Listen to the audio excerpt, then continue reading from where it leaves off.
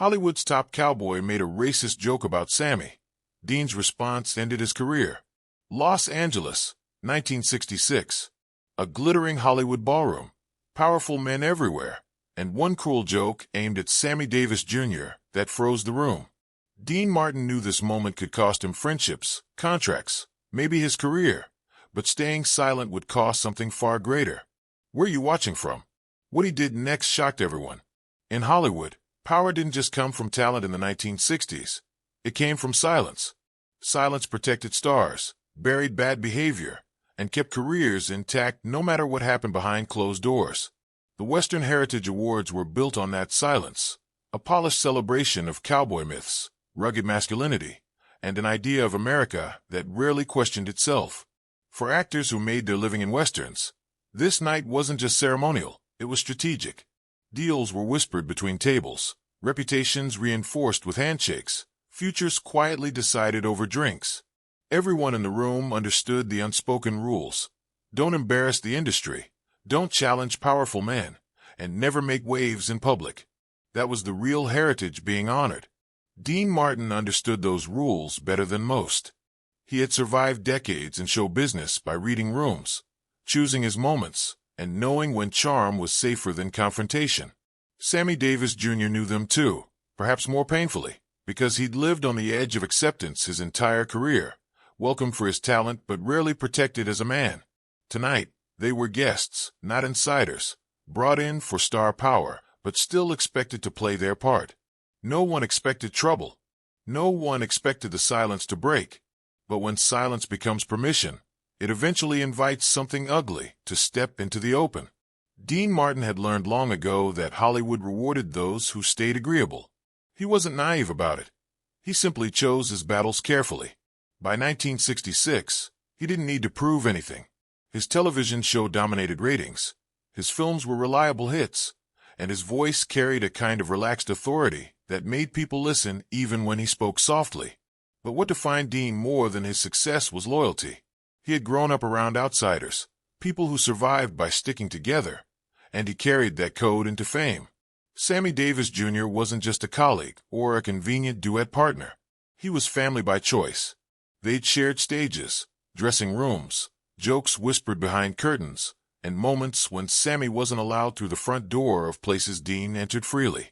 Dean had watched him absorb humiliation with humor, swallow anger to keep working, smile when the world demanded gratitude instead of fairness.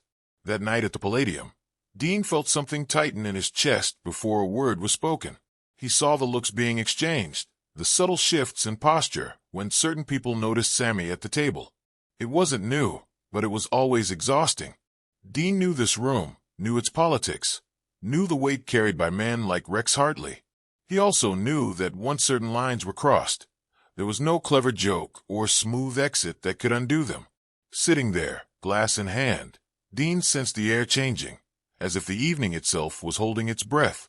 He didn't yet know what would be said, but he knew one thing with absolute clarity.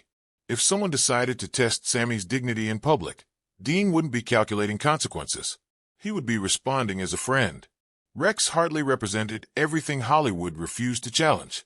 He was the embodiment of profitable nostalgia, the square-jawed cowboy America trusted to always win by the final reel. Studios built entire schedules around him.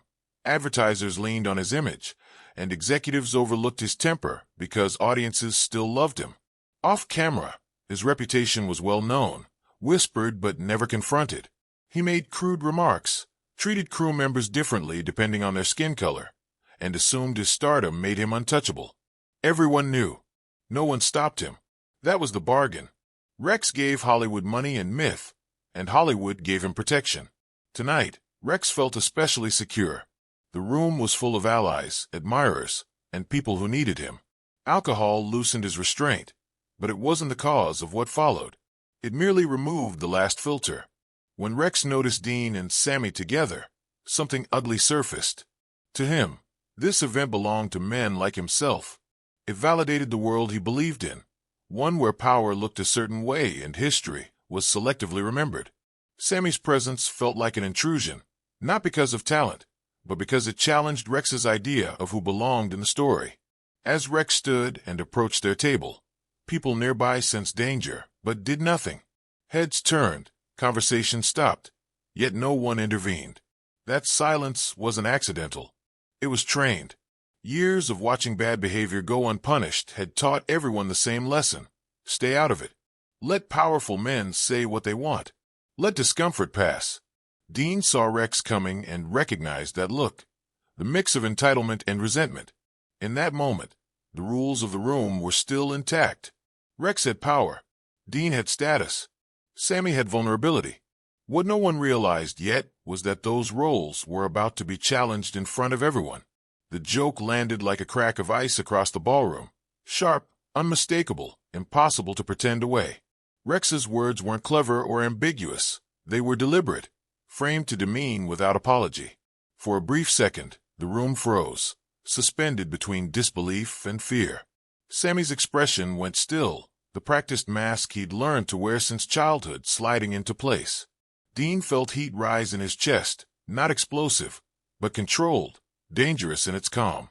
This wasn't banter. This wasn't ignorance. It was an attack made safe by an audience that might not defend its target.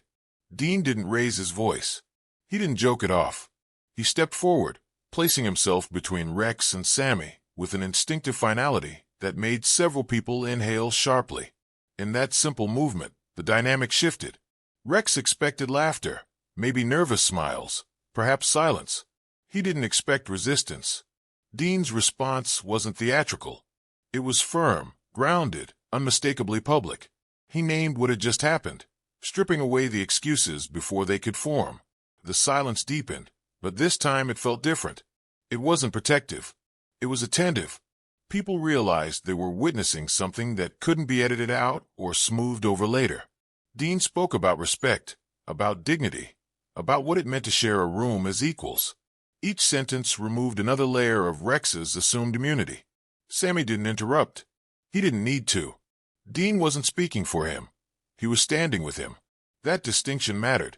Rex tried to laugh it off, then tried anger, then tried authority. But none of it landed the same way anymore. The room had changed sides without formally choosing. The moment had crossed from uncomfortable to irreversible. Rex didn't retreat immediately, and that hesitation revealed everything. He smiled the way men do when they believe charm can still save them, when authority has always bent rooms back into place. He tried to reframe the moment as humor, then as honesty, then as tradition. Each attempt landed flatter than the last. Dean didn't argue emotionally. He dismantled calmly. He spoke slowly, choosing words that forced the room to acknowledge what had just happened. This wasn't about opinions or heritage dinners or jokes taken the wrong way. This was about a man publicly deciding who counted and who didn't. The danger wasn't physical, but it was real. Dean knew that every sentence he spoke closed doors somewhere else. Studio executives were watching. Network representatives were listening. People who controlled his future were silently taking notes. Still, he didn't stop. He talked about work ethic, about talent, about what it meant to earn a place instead of inheriting it. Rex tried to interrupt, raising his voice, leaning on volume when credibility slipped away. Dean didn't raise his own. That contrast did more damage than shouting ever could. Around them, chairs shifted. People leaned forward. Some looked down, ashamed they hadn't spoken sooner. Others watched with a calculating curiosity, sensing history unfolding in real time. Sammy felt it too. The strange sensation of being defended without being diminished, of having his dignity treated as non-negotiable rather than fragile. The longer Dean spoke, the clearer it became that this confrontation wasn't impulsive. It was precise. Rex had walked over expecting compliance. Instead, he found accountability, delivered publicly, in a language Hollywood understood, reputation. And reputation, once cracked, never fully heals. Pressure spread outward from the table like ripples. An older actor shifted uncomfortably, glancing toward the board members. A producer whispered urgently to his assistant. A woman at a nearby table covered her mouth, not shocked by the words themselves, but by the fact that someone had finally challenged them out loud. Rex felt the shift and panicked. He doubled down, insisting he was saying what everyone else believed, but was too afraid to admit. That claim, meant to recruit allies, did the opposite. No one stepped forward. Silence returned, but this time it isolated him. Dean seized that opening. He reframed the moment not as a personal dispute, but as a choice the room itself had to own. He spoke about the West as it really was, built by many hands, many faces, many people history often erased. His voice carried without force, steady and unforgiving. This wasn't moral theater, it was testimony. Rex's authority relied on shared complicity. Dean was stripping that away sentence by sentence. When Rex accused Dean of betrayal, of choosing friendship over tradition, Dean answered simply that tradition without decency wasn't worth preserving. That line landed hard. It drew a murmur, then restrained applause. Not thunderous, but brave. Enough to tell Rex he was no longer safe. Sammy finally stood, not to speak, but to stand beside Dean. That quiet movement sealed the moment. Two men, shoulder to shoulder, refusing to let the room fracture them. Rex looked around and realized something had gone wrong. The myth of untouchability was dissolving. He could feel it slipping, not because anyone had attacked him, but because no one was protecting him anymore. Power, he learned too late, depends on consent. Rex tried one last tactic, threat. He warned of consequences, of calls he could make, of projects he could derail. It was a familiar move, one that had worked for years. Dean didn't flinch. He acknowledged the risk openly, which robbed the threat of its force. He told Rex that consequences didn't scare him as much as silence did. That line traveled faster than anything else said that night. People remembered it. It clarified the stakes in a way everyone understood. Dean wasn't pretending this was safe. He was choosing it anyway. That honesty mattered.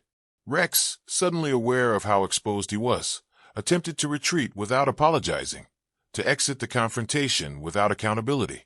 Dean stopped him with a final condition, spoken calmly but firmly. An apology. Public. Clear. Not for optics, but for responsibility. Rex refused. That refusal was louder than the joke itself. It told the room exactly who he was when stripped of applause and protection. Dean nodded once, accepting the answer not as defeat, but as confirmation. He turned to Sammy and said it was time to leave. No dramatic exit, no final insult. Just departure. That choice carried its own power. It denied Rex the satisfaction of the last word. As Dean and Sammy walked away, the room stayed frozen, trapped between what it had been and what it had just witnessed. Rex shouted after them, his voice cracking with rage and fear. Dean didn't turn back immediately. When he did, he said only that some mistakes reveal themselves too clearly to be undone. Then he left. That walk out of the ballroom marked the true end of Rex's control, even if he didn't realize it yet. The aftermath began before the doors even closed. Conversations erupted in hushed clusters, urgent and unsettled. Board members leaned together, faces tight, calculating damage. Agents checked watches, then phones. The event continued on paper, but its meaning had shifted. Outside, under the cool night air, Sammy finally exhaled. He thanked Dean quietly, almost apologetically, worried about what this might cost. Dean dismissed the concern without hesitation. He told Sammy that respect wasn't something you negotiate for later. It was something you demand in the moment. Driving away, neither man spoke much. They didn't need to. By morning, the story broke. Headlines framed it cautiously at first, but the facts were undeniable. A racist remark. A refusal to apologize. A public confrontation. Rex's name began appearing alongside words studios hated. Controversy. Liability. Risk. What followed wasn't a single dramatic cancellation, but a pattern. Meetings postponed. Calls unreturned. Contracts quietly shelved. Others began speaking up, sharing stories they'd once buried. The confrontation had given them permission. Dean received warnings, sympathy, praise, and concern, often in the same phone call. He listened politely and repeated the same truth. He would do it again. Within weeks, Rex's projects unraveled. Networks cited shifting priorities. Advertisers stepped away discreetly. The industry did what it always did, but this time, the silence worked against him. The system that once protected Rex now distanced itself, not out of morality, but survival. Dean watched from a distance, neither celebrating nor intervening. He hadn't set out to destroy anyone. He had set out to defend his friend. Everything else followed from that single choice. By the time the trade papers reached doorsteps nationwide, the narrative had crystallized. This wasn't gossip or rumor. It was a documented moment where power had been challenged and refused to self-correct. Editors ran cautious headlines at first, but readers filled in the gaps. Letters poured in. Some defended Rex, clinging to nostalgia and resentment, but many more recognized the pattern. They had seen this story before, only usually without consequences. What made this incident different wasn't the insult itself. It was the refusal to hide it. Directors, crew members, and performers began quietly confirming what had long been whispered. Stories surfaced of segregated sets, altered camera angles to minimize black actors, jokes disguised as character, all tolerated because Rex delivered profits. The illusion cracked. Dean, meanwhile, stayed out of the spotlight. He didn't tour talk shows or issue long statements. He repeated one sentence whenever asked. Racism deserved to be confronted, not managed. That restraint frustrated people who wanted drama, but impressed those who understood Hollywood's rhythms. Rex tried damage control. He issued a carefully worded apology, stripped of accountability and heavy with deflection. It satisfied no one. Studios read tone as much as text, and the tone was wrong. They saw resistance, not reflection. Doors closed without explanation. Meetings were canceled for vague reasons. The punishment wasn't theatrical, it was procedural. Sammy watched it unfold with mixed emotions. Relief came first, then guilt. He worried he'd become the reason a man lost everything. Dean corrected him gently. Accountability wasn't revenge. Exposure wasn't cruelty. The system had functioned exactly as designed, only this time it couldn't pretend ignorance. Rex's decline wasn't swift, but it was unstoppable, like gravity finally allowed to work. Rex felt the shift immediately, even if he didn't fully understand it. Fame had insulated him for so long that he mistook tolerance for loyalty. When invitations stopped arriving, he blamed schedules. When calls went unanswered, he blamed assistants.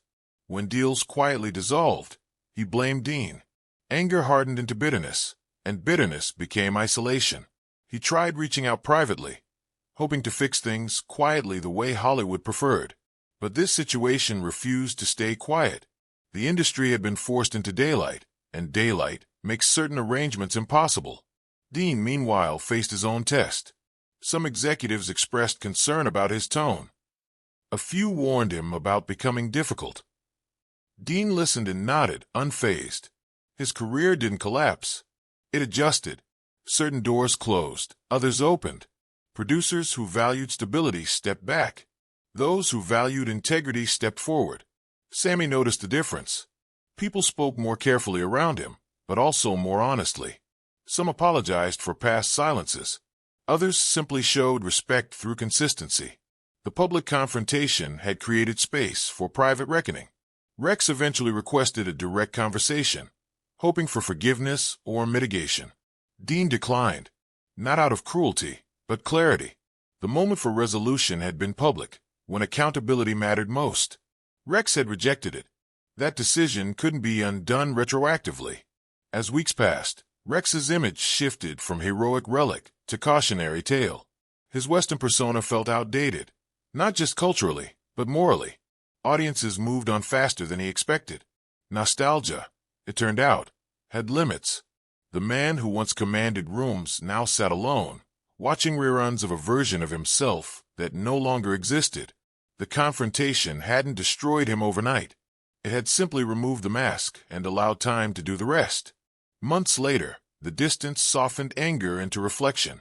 Rex began confronting a truth he'd avoided his entire career. Power had protected him from himself. Without it, there was nowhere to hide. Therapy was suggested, then resisted, then finally accepted. For the first time, Rex listened instead of defending. He revisited moments he'd dismissed as harmless, jokes he'd framed as tradition, silences he'd mistaken for agreement. The process was humiliating and slow. Accountability rarely arrives dramatically. It creeps in through repetition. Meanwhile, Dean and Sammy returned to work, their partnership strengthened by something unspoken but permanent. They didn't revisit the night often. It didn't need retelling between them. Others did the retelling. Interviews, retrospectives, industry panels referenced the incident as a turning point, not because it ended racism, but because it ended plausible deniability. Dean was invited to speak about courage.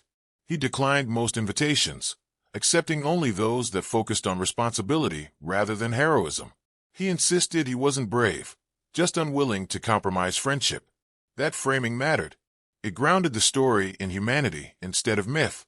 Rex eventually wrote a letter, acknowledging fault without excuses. Dean read it carefully and said nothing. Silence, in this case, wasn't avoidance. It was boundaries. Redemption, Dean believed, wasn't something he could grant. It had to be lived. Rex accepted that. His life became smaller, but more honest. He volunteered. He listened. He stopped demanding restoration and started earning change. The consequences remained, but so did the possibility of growth. That balance defined the real aftermath, far from headlines. Years passed, and the industry evolved in uneven steps. The confrontation became part of Hollywood lore, referenced whenever someone questioned whether speaking up mattered. Young performers learned the story as a warning and a guide. Power could be challenged, but it required risk. Dean never framed it as sacrifice. He framed it as alignment. He had aligned his actions with his values, and everything else adjusted around that choice. Sammy carried the moment quietly, not as a badge, but as confirmation. He had known friendship could be protective, but this proved it publicly. Rex, in later interviews with small papers, spoke openly about his fall. He didn't deny the harm or romanticize the loss. He named the confrontation as necessary, even if it cost him everything he'd built. When Dean eventually encountered him years later, the exchange was brief and restrained. No absolution, no resentment, just acknowledgement. That encounter mattered less for closure than for evidence. People could change, but only after consequences forced reflection. When Dean later spoke about the incident, he emphasized the lesson he wished more people understood. Silence protects harm. Politeness can be complicit. Courage isn't loud. It's choosing discomfort over regret. That framing outlived the individuals involved. It became part of a larger conversation about accountability, friendship, and the cost of standing up. The night at the Palladium stopped being about one joke or one career. It became a case study in what happens when someone refuses to let power excuse cruelty. The legacy wasn't clean or celebratory. It was complicated, human, and enduring. Exactly the kind of story worth remembering. The power shift became undeniable when Hollywood began retelling the story without Rex at the center. The focus moved away from his fall and toward the moment it happened, the choice Dean made in public when silence would have been easier. Younger actors started referencing it quietly on sets, not as gossip, but as a benchmark. Would you do that? They asked each other. Not hypothetically, but seriously. The industry had always taught them survival meant adaptability, but this story suggested something else mattered just as much. Integrity under pressure. Dean's confrontation was replayed in memory not because it was loud, but because it was measured. He didn't humiliate Rex. He named behavior and demanded accountability. That distinction changed how the moment aged. Executives who had initially worried about Dean's riskiness now cited him as dependable. Dependable, not because he stayed quiet, but because he was consistent. Sammy noticed a subtle change in rooms he entered. People didn't just admire him for talent anymore. They respected him for what he represented. The confrontation had affirmed his belonging without requiring him to plead for it. Meanwhile, Rex's absence became instructive. New Western projects moved forward without him, recasting heroes, reframing stories, subtly acknowledging that the genre itself needed revision. The night at the Palladium began to feel less like a scandal and more like a line in the sand. Dean never claimed credit. He resisted attempts to canonize him, insisting the real issue wasn't courage, but choice. You either interrupt harm or you benefit from it. That clarity haunted people. It made neutrality uncomfortable. And discomfort, once introduced, is hard to erase. The confrontation had flipped power not through dominance, but through moral clarity, and Hollywood felt it. Publicly, the industry framed the shift as evolution. Privately, many understood it as exposure. The confrontation had revealed how much behavior had been tolerated simply because it was profitable. That realization unsettled executives, who had spent careers managing optics rather than ethics. Some doubled down defensively. Others adapted. Policies were discussed, then implemented quietly. Casting conversations changed tone. Representation became less optional, more expected. None of it was perfect or complete, but it was movement. Dean's role in this was often overstated by outsiders and understated by him. He didn't see himself as an agent of change. He saw himself as someone who refused to let a friend be diminished in public. That framing grounded the story, preventing it from becoming abstract. It was never about ideology, it was about dignity. Rex, watching from the margins, understood this too late. His regret wasn't just about the words he'd said, but about the years he'd relied on silence to excuse them. He recognized that his power hadn't come from talent alone, but from a system willing to protect him at others' expense. Losing that protection felt like betrayal, then like clarity. In smaller rooms, away from cameras, Rex admitted something he'd never said before. He had confused dominance with worth. The confrontation forced him to confront the emptiness beneath that confusion. Meanwhile, Dean continued working steadily, choosing projects aligned with his values, without making a show of it. Producers who worked with him spoke of trust. They knew where he stood. In an industry built on ambiguity, that certainty became rare and valuable. The power flip wasn't sudden or dramatic. It was cumulative, built from memory, repetition, and the quiet agreement that some lines, once crossed publicly, could never be ignored again. Years later, when the incident was revisited in documentaries and retrospectives, the focus often landed on Dean's composure. Analysts dissected his language, his pauses, the way he allowed silence to work for him rather than against him. They noted how he never insulted Rex personally, never attacked his career, never threatened retaliation. Instead, he described behavior and demanded responsibility. That approach aged well because it was precise. It left no room for reinterpretation. Rex's refusal to apologize became the defining moment, not Dean's challenge. That distinction mattered. It reinforced the idea that consequences follow choices, not confrontations. Sammy, reflecting on the night years later, described it as the first time he felt fully seen in a room like that, not as an exception, but as an equal. That sentiment resonated widely. It reframed allyship as presence rather than performance. Dean hadn't spoken for Sammy. He had stood with him. The industry slowly absorbed that lesson. Standing with someone meant sharing risk, not managing optics. Rex's later attempts at restitution, his volunteer work, his public admissions, complicated the story rather than redeeming it. People learned that accountability didn't guarantee restoration, but it could allow growth. Dean accepted that complexity without romanticizing it. He never claimed Rex's downfall was justice served. He called it consequence realized. That nuance kept the story human. No villains vanquished, no heroes crowned. Just people making choices and living with them. Over time, the confrontation stopped being framed as a clash of egos and started being taught as a case study in leadership.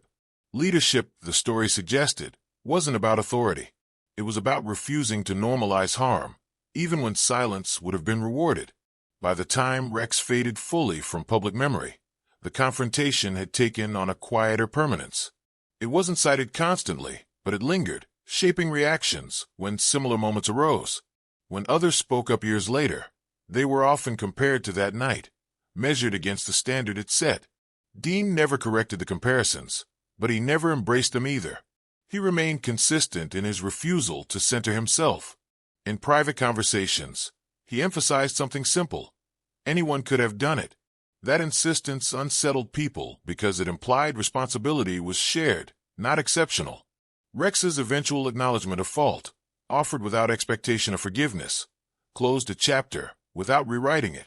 He accepted obscurity as the price of his past, focusing instead on repair where possible. Dean respected the effort without rewarding it publicly. That boundary reinforced the lesson that growth didn't entitle restoration. The crowd reactions from that night were replayed often. The silence, the murmurs, the applause that arrived hesitantly, then firmly. Those reactions mattered because they showed how quickly consensus could shift once someone spoke first. Authority hadn't changed the room. Courage had. That realization empowered others. Over time, the industry learned to fear not confrontation, but exposure. Silence was no longer safe when challenged publicly. Dean's legacy in this story wasn't about moral superiority. It was about alignment. He aligned friendship with action, values with behavior. That alignment proved contagious. The tension that once protected harmful behavior began to dissolve, replaced by a different discomfort. The discomfort of knowing better and being expected to act accordingly. That shift marked the true end of the old power dynamic. The tension finally released, not with celebration, but with exhaustion. Hollywood had absorbed the shock and moved on, the way it always did. Yet something fundamental had shifted. Dean felt it in quieter ways. Meetings felt more honest. Conversations skipped the coded language that once dominated sensitive topics. People still avoided discomfort, but fewer pretended it didn't exist. Sammy noticed it too, especially in small moments that never made headlines. Invitations that felt genuine, conversations where he wasn't treated as a symbol or exception, but simply as a peer. The confrontation had not erased prejudice, but it had weakened its camouflage. Rex, watching from the margins, understood the finality of it all. There would be no comeback tour, no redemption arc that restored his former status. He had become an example, and examples don't get second acts. That realization hurt more than the lost money or fame. It meant his identity, built on admiration and applause, no longer applied. For Dean, the aftermath was quieter still. He never celebrated Rex's downfall and never apologized for the confrontation. He accepted the complexity of it, the fact that doing the right thing can still produce loss. That acceptance gave him peace. When asked years later whether he worried about being remembered for confrontation rather than craft, Dean answered honestly. If standing up for a friend overshadowed a few performances, he could live with that. He believed reputations should be earned twice, once through talent and once through character. The tension that night had demanded a choice, and he'd made it without hesitation. Living with that choice, even as the noise faded, felt simpler than living with regret. The most revealing aftermath unfolded far from cameras. In private conversations, Sammy finally voiced something he'd never said publicly. He admitted that part of him had expected silence that night, not because he doubted Dean's loyalty, but because experience had taught him to expect abandonment when stakes were high. That admission lingered between them, heavy and honest. Dean listened without defensiveness. He didn't argue or reassure. He simply acknowledged the reality Sammy had lived with for decades. That acknowledgement mattered more than any speech. It validated a truth often ignored. Courage is rare not because people are cruel, but because they are afraid. Rex, in his own quiet reckoning, confronted a different truth. He wrote letters he never sent, rehearsed apologies that no longer mattered, and finally accepted that forgiveness wasn't a transaction. It wasn't something you earned by suffering enough. It was something others might choose, or not. That realization humbled him in a way success never had. Years later, when Rex thanked Dean privately, he didn't ask for absolution. He asked to be understood. Dean understood without excusing. That balance defined their final interaction. No reconciliation, no hostility, just clarity. The private aftermath stripped the story of spectacle and left only its core. People confronting who they were when pressure revealed them. Sammy carried forward with renewed confidence. Not because the world had changed, but because he'd been proven right to expect better from those who claimed to care. Dean carried forward unchanged in principle, but reinforced in conviction. He never spoke of the night as destiny or heroism. He spoke of it as a moment when values demanded action. That framing grounded everything that followed. As the years passed, the story settled into something quieter than legend but heavier than anecdote. It became a reference point, invoked when someone questioned whether speaking up was worth the cost. Younger performers heard it from mentors, not as instruction, but as caution. Standing up could cost you. Staying silent could cost others more. Dean watched this generational shift with reserved optimism. He knew progress was uneven, easily reversed, but also cumulative. Every moment of accountability made the next one slightly easier. Rex's life, far removed from premieres and awards, became defined by routine rather than recognition. He worked with youth programs, spoke about respect without centering himself, and accepted that his name would always carry an asterisk. That acceptance marked his real change. Not repentance for restoration, but responsibility without reward. Dean respected that from a distance. He never publicly endorsed Rex's transformation, but he didn't dismiss it either. Change, he believed, was meaningful only when sustained. Sammy, reflecting late in life, framed the night as a turning point not in Hollywood, but in himself. It confirmed that dignity wasn't something you begged for or earned through excellence. It was something you already possessed, whether others recognized it or not. Dean's action didn't grant him dignity. It honored it. That distinction became central to how the story endured. It wasn't about saving someone or destroying someone. It was about refusing to participate in harm. The industry remembered it not because it was dramatic, but because it was unavoidable. Silence had failed. Speaking had consequences. And those consequences, however uncomfortable, had been necessary. In the end, the legend wasn't about a cowboy losing his career or a singer being defended. It was about a choice made in real time, without rehearsal, when comfort and conscience collided. Dean Martin never described himself as brave, but history often defines bravery as acting without certainty of reward. The night at the Palladium proved that power doesn't disappear when challenged, it relocates. It moves toward those willing to bear responsibility. Rex Hartley's downfall became a warning etched into Hollywood's collective memory. Untouchable is an illusion sustained only by silence. Sammy Davis Jr.'s dignity, once treated as conditional, became undeniable. And Dean's reputation evolved beyond charm and talent into something sturdier. He became a reference point for integrity. Years later, when asked to summarize the incident, Dean offered no grand moral. He said simply that friends don't calculate when respect is on the line. That sentence endured because it resisted myth-making. It returned the story to its human scale. One man insulted. One man defended. One system exposed. Accountability followed. The industry didn't transform overnight, but it adjusted its boundaries. Some lines, once crossed publicly, could no longer be erased. That was the real legacy. Not the applause, not the headlines, but the shift in what was tolerated. The story is still told because it reminds people that courage often looks unremarkable in the moment. It sounds like calm words in a tense room. It feels like risk without certainty. And it matters precisely because it costs something. Dean paid that cost willingly. Rex paid it unwillingly. Sammy benefited without asking. And Hollywood, for once, was forced to look at itself without the comfort of denial. That is why the story remains.